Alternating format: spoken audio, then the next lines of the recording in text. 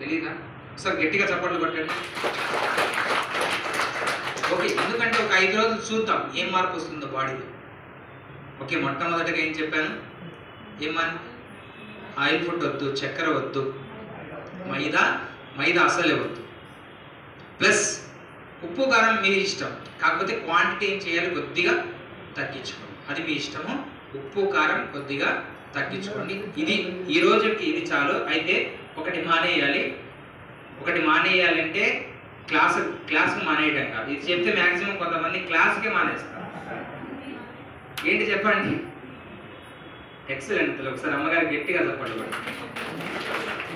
గురూజీ నాకు అది లేకపోతే నాలుక పీకేస్తూ ఉంటుంది, నేను మాత్రం మానేయలేను గురూజీ, క్లాసే మానేస్తా అంటూ చెప్తూ ఉంటారు.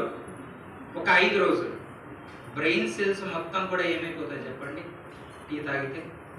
అయితే టీ తాగితే ఉపయోగం ఏంటంటే హార్ట్ ప్రాబ్లం కాదు, కాకపోతే బ్రెయిన్ సెల్స్ మనకు చాలా ముఖ్యం కదా. హార్ట్ని ఏదో విధంగా మంచి ఆహారం తిని రక్షించుకోవచ్చు.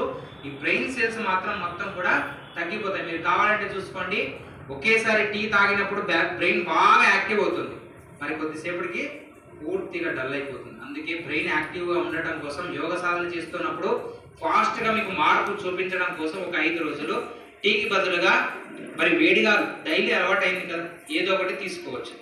ఏం తీసుకోవచ్చు? రాగి మాల్ట్ తీసుకోవచ్చు, ఫ్రూట్ జ్యూస్, అది వేడిగా చెప్పారు.